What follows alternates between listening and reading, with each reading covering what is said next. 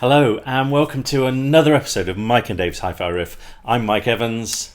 And I'm David Price. And David, on this week's episode, what are we going to be talking about? It's the Nytech CTA252 XD2, Mike. So we are doing very much a retro riff. It's about as retro can get. What year is this? It depends which model of Nytech. Okay. So basically, it's pretty much that the story starts around 1973. Right. Okay. Well, actually, it doesn't. I didn't realise that. Okay. So sorry about that. Strap yourselves in. So I can't be bothered to do another sort of opening, part to this video. So let's just carry on. Okay. So what year are we talking about here? Well, the story still starts around. No, it doesn't. So okay. So I've got here we go. So I've got me notes here, Very viewers. good. Very good. So that I normally don't do this, but I've got there's so much to this. I'd say go away, put the kettle on, make a cup of tea, get some food, cook a meal, and we'll still be talking about it. So this is par for the course for our riff. So that's probably just good advice in general, isn't it, for what we do? Yes. So so basically, right. Let me just show it to you for a start. Here we go. And actually, may I say, one of the coolest pieces of hi-fi, or certainly coolest looking piece of hi-fi ever. It looks like a cash register. It does, sort of from the 80s. Yeah. So I've written it down here. So there was it was the 1973 Canon Canola L800 calculator. Wow. So isn't that what it's based on? That's sort of what it's kind of it's like a hi-fi version. Okay. Because do you remember the really old mains powered calculators? Yes, I do. Yeah. Yes, yeah. So I remember when my dad bought one in about literally 73, 74, and it was literally about this size. Yes, yeah. And obviously the display was here, and then you had the kind of buttons in there, and you sort of and you pressed equals, and then it went away for a while to have a think about. Absolutely. Like 2 + 2 equals, and then sort of half an hour later it came up with 4. So the CTA252 was a calculator tuner amplifier. Hence CTA. Absolutely. Yeah. And I'll just switch on the lights. There you go. Look at that. Oh, Fantastic. Excellent. Oh, look at you. That's seriously cool, isn't it? It's got it's- VU meters galore. It's they're actually one is the frequency of the tuner. Instead of having a long dial, it's just got a little meter that shows. Oh, that's sweet. Yeah. Then you've got signal strength and you've got tuning meters. So That's really nice, isn't it? And it's got a little dial on the front to tune it. it has. So this is the manual tuning. Yeah. And then you can Got some assign presets. presets Oh, wow. by that. Oh, that's so basically cool. you've got 4 presets. That's proper analog, isn't it? Yeah. That's really nice. So that's really nice. And so you can basically preset 1, 2, 3, 4. We haven't got the radio aerial connected. No. So we're not going to get anything sort of coming up on on the radio. We won't be able to get Dave Lee Travis today, sadly. Have you had one of these before? I had the 302, I think, when I was a student. Yeah, I sure remember you having one. Yeah. I remember one of our friends had one. Do you remember Andy North had one as well? And he sent his off to be mended and it got lost in the post, which is like the saddest thing in the whole world, isn't it? Can you imagine that? And that was ages ago. That was when they were pretty new. Absolutely. But I think these are really lovely, and these have been a bit sort of a cult amp for a long, long time now, haven't they? They certainly have, and very sort of actually very sought after still. Yeah. So on the cultometer, yes, we're hitting a 10, I think.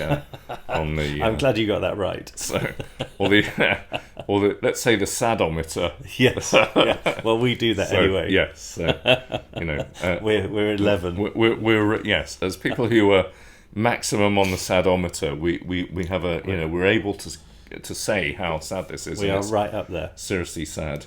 But it's an amazing story, and it may look like to you a bunch of 70s plasticky nonsense. I mean, the viewers, not you, Mike. Thank you. But no, it's a very interesting story. So you could say this is a kind of brother from another mother of the Musical Fidelity A1? Because... So, both designers, i.e. Tim de Paravicini in the Musical Fidelity, and Richard Hay with sorry, that's Richard now calling you. Yes. So he's just he wants to have a quick chat about what you're going to say next. Sadly, it's not Chris Franklin calling. No, I'm not going to answer it. Although this was one of Chris Franklin's favourite amplifiers. It was actually, Yes. So more of which later. Yeah. So as I was saying, the Richard Hay, who was the designer of this, was the former chief engineer of Radford. And Radford did a great, gorgeous valve amps. Amazing valve amps. So kind of like around about 88, something like that. They had some really beautiful stereo valve power amps and also mono power amps as well. I can't remember, they were the 30s or something like that. It's a long time ago. Absolutely. Well, they were gorgeous. Yeah, I mean they were going for many years. They were around in the 60s and obviously founded by Arthur Radford, but they were going quite late on into the 80s, I seem to remember. They were, but really by the 80s, valve amps were really unfashionable. So they were, think of the way we dress, they were that unfashionable. Yes. So exactly. it was awful. What are you saying? You don't regard yourself as some kind of paragon of fashion, do you? I do. Look, I've got my Under Armour shirt on. There you go. Just right. like what Jordan Spieth wears. Never heard of it. I've got my 501s. Okay. You see? Okay, from the 80s. All right. Well, I won't say us then. I'll just say me. So basically, thank you. So Mike is apparently, sort of fashion god, but there we go. It's the truth. It's the truth. Yeah. So the link is with Tim de Paravicini and Richard Hay. Yeah. Is they were both valve amp nuts. They were both valve amp nuts and valve amp designers as well. Yes. Loved valves, and both decided to do a transistor version, solid state version of something. So basically what we're saying is with the A1 and with the Nytech CTA252, they're both trying to make them very valve soundy. Yes, and you could either say they're trying to make them valve soundy, or that's the only thing they know how to do. Okay. So what they're trying to do, I think, is they're trying to recreate the kind of sound they like in transistor form, in solid state form. Sure. And and we all know the A1 Music Fidelity, the original, was very fruity and sweet and soft and mellifluous, wasn't it? Yeah. And this is kind of it doesn't sound the same, but it's on the same page, though, isn't it? Yes. So, it actually runs quite hot as well. Not as hot as the A1, but it does actually run quite hot. No, absolutely. I can sort of touch this without it blowing up, but without my hand being burned. So basically the story then was that Richard Hay, basically left Radford's to start Nitronics in 1973. And there were some various changes and so on, but the first Nytech amplifier, I think, as a calculator tuner amplifier, came out in 75, as far as I know. Yeah. So I've done a lot of homework on this, including speaking at great length to Richard Hay's son Robert, who's in the hi-fi industry these days. From what I've been told, that the first Nytech CTA252 was about 75. And here's the fun fact that not many people know. Do you want to do a Michael Caine? Not many people know that. Yeah, exactly. Thank you, Mike. So because I'm renowned for my impressions. You are famous for your impressions of Michael Caine. Thank you. Not a lot of people know this, but this was designed basically as a module to fit into a music centre. Hence its styling. Yeah. Right. So got you. Okay. I think it was either with a Garrard or a dual turntable. You could buy a music centre, mid-70s music centre, and you have a turntable and you'd have this thing and presumably a cassette deck of some sort. Amazing. Could you show some sockets, please? Yes. You demonstrate some sockets. Thought you'd never ask. Here we go. Because this has got something which is quite funky, which reminds me very much of my name Nate. Yes. Which is what? DIN. Yay! It's got a DIN connector, so you've got to have one of those sort of funky adapters, which I've probably got quite a few of kicking around in the shed. Yes, because of the Nate. But yes, there we go. It's got DIN attached. And why has it got two cables sticking out the back? Yeah, those are obviously flying leads for the phono card. I see. Okay. You remember turntables, don't you, Mike? Thank you. So he's been he's quite traumatized because he's had streaming problems today. We have. It decided not to play, didn't it? So well, there we are. And I got laughed at by somebody who's not sitting too far away from me. Yeah. Saying now you know why I play CDs and records. Yes. Yeah. But actually, with this, we could listen to the radio. We could. Yeah. How would it sound? Is it a pretty decent tuner? Fantastic. Is it? Yeah. Excellent. So the weird thing about this is, it got extremely well reviewed for its tuner, and it was almost as if the amplifier section was the sort of the second best bit of two parts. Sure. So it's got a very good tuner section, and I've got. We know Raphael Todes, for example. Rafi is a Mr. Radio 3 freak. He listens to it all the time, 24/7, and he's got some very expensive tuners, and he thinks this is very, very close to up with the best. Basically. Wow, that's amazing. Yeah, it's amazing. A really nice tuner, and it shares the sort of tuner head, as it were, the RF head with the Arcam A21, which was the matching tuner for the original. There's not the Arcam. No, sorry, it's A&R. Thank you. Yeah, A&R Cambridge. A60. A60. Yeah, which is a very accomplished little amplifier, actually. Yeah, very nice. Absolutely. This was really impressive, and we did something I think which is really quite cool. For the first time ever, I've done something cool. Plugged it into my quad electrostatics, which we probably think is a pretty classic system. Yeah. And in fact, what we should have done is probably should have played some Radio 3 as well through it. Yes. Just to sort of really cap it off. But we plugged it into the quad electrostatics, and there was a little bit of magic there, isn't there? A little bit of synergy. What did you say? You said it was like their old friends meeting up for the first time in ages. Yeah. Yes, really nice. Yeah. And they sort of bounce off each other, don't they? Yeah. So all the sort of the problems which the quad has, the sort of Nytech accommodates, doesn't it? And there's definite synergy there, isn't massively. So massively. This is 25 watts RMS per channel into 8 ohms.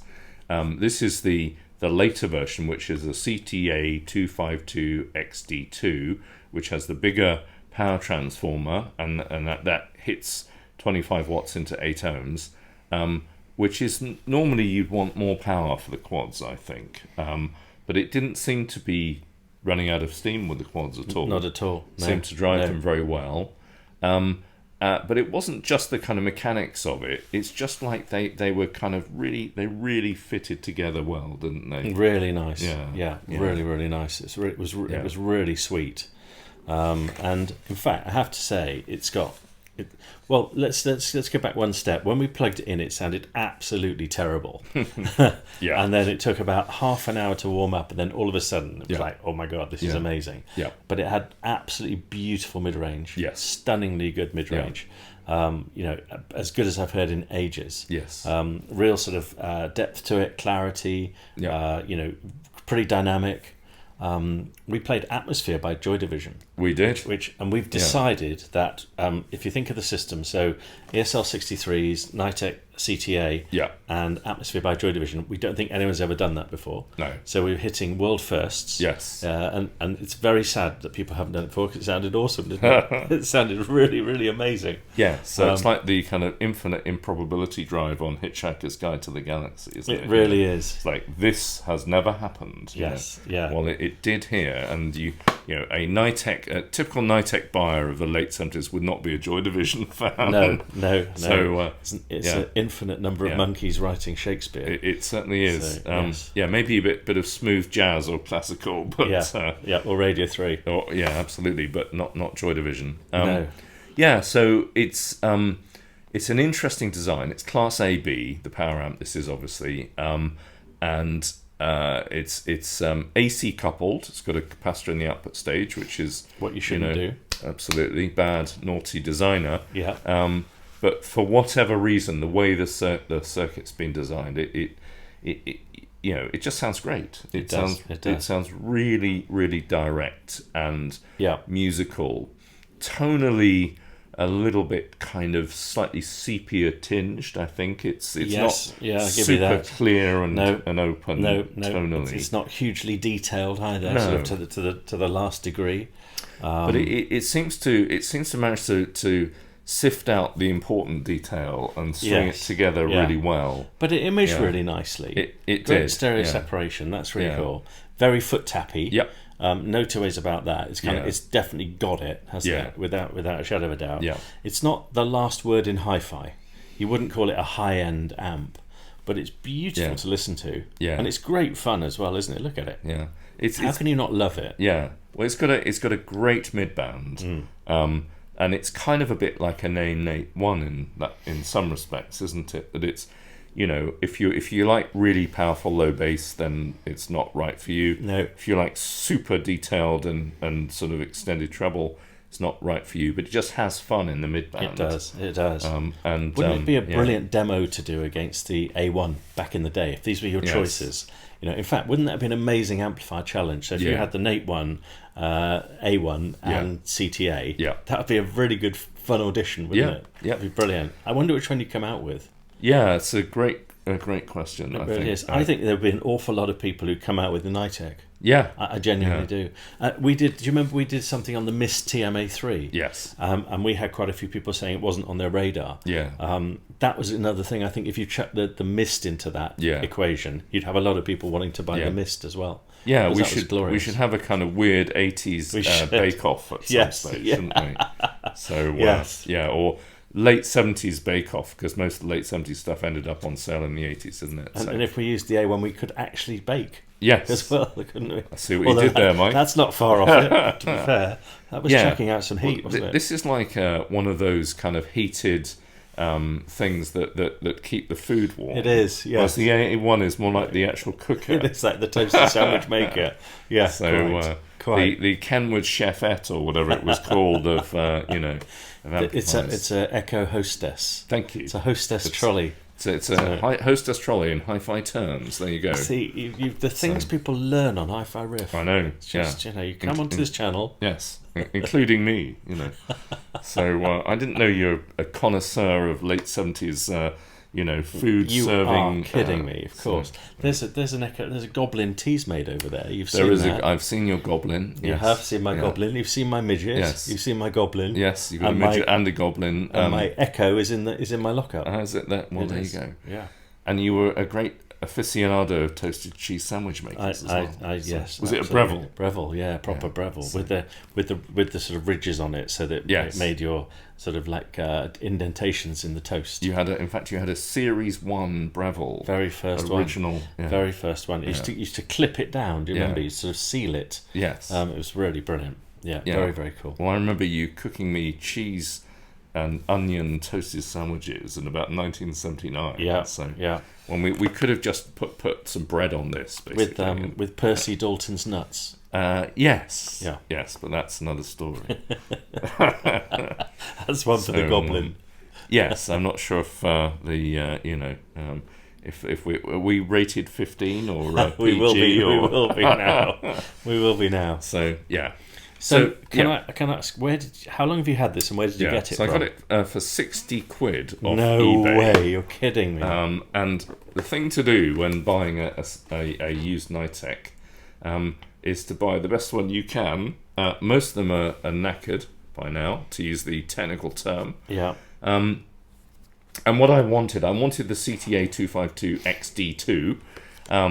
So basically, because it's got the bigger power transformer, but actually they're not that massively different, really. Okay. So they did a whole range of these things, an absolutely huge number, including later on in the early 80s, they made integrated amp versions of these. Basically, got rid of the tuner and just did some quite angular looking, almost looks like a bit like a Tesla Cybertruck. A version of this, but and this, if you this looks like K9's head, doesn't it? It does, actually. So, yes, it really does. So there we go. That's a really good shout. That's a Doctor Who reference for our American friends. It is. So back when Doctor Who was Doctor Who, Tom Baker must have had K9, did he? Yeah, I may be wrong. If I will be shot down by Doctor Who aficionados if I've got that wrong. But I've got a feeling it was Tom Baker. You could also imagine it flying through space in Space 1999, or Blake 7, or Blake 7. Yeah, in fact, yeah. In fact, they probably used one. They probably used it as a prop in Blake 7. That's probably the master computer. Exactly. Borrow the producer's Nytech, Yes. Sort of 20 quid budget saved or something. So you paid 60 quid for that? Yeah. That's amazing. So obviously, late 70s amp, British made, for 60 quid, it's all going to be knackered, isn't it? Right. So I sent it off to Nytech Audio, and the guy... In what year? Yeah. Are they still going? Well, yes. So it did take quite a while, but to be fair, COVID did happen, and then I didn't ask for it back for. But they're still years. going, is my point. Well, not the same company, but the story about Nytech Audios, it's run by a guy called Phil Ballum. Okay, he's a very nice bloke, and he was working very closely with Richard Hay at Nytech in the 70s and 80s. He was basically his right-hand man, right? So Phil later left to join the BBC, as far as I remember, but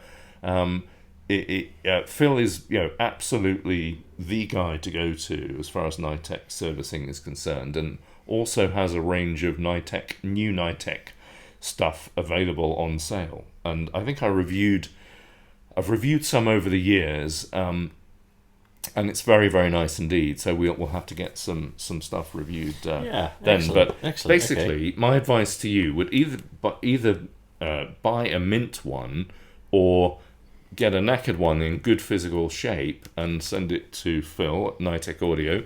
Just Google it. I'm sure it'll be easy to find there. And he will fix it and make it like new. Basically. And if you have one that doesn't work, definitely do that, because it's amazing. It's a fantastic amp. What do we listen to? So obviously we listened to Joy Division, we listened to Atmosphere, which was really cool.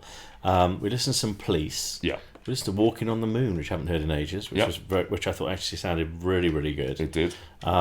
We listened to which we've listened to recently, was the Grace Jones Slave to the Rhythm, but the Hot Blooded mix, which goes on for ages, and we thought it's like 8 or 9 minutes long, so we'll just listen to a bit of it, and then we listen to the whole lot. Yeah.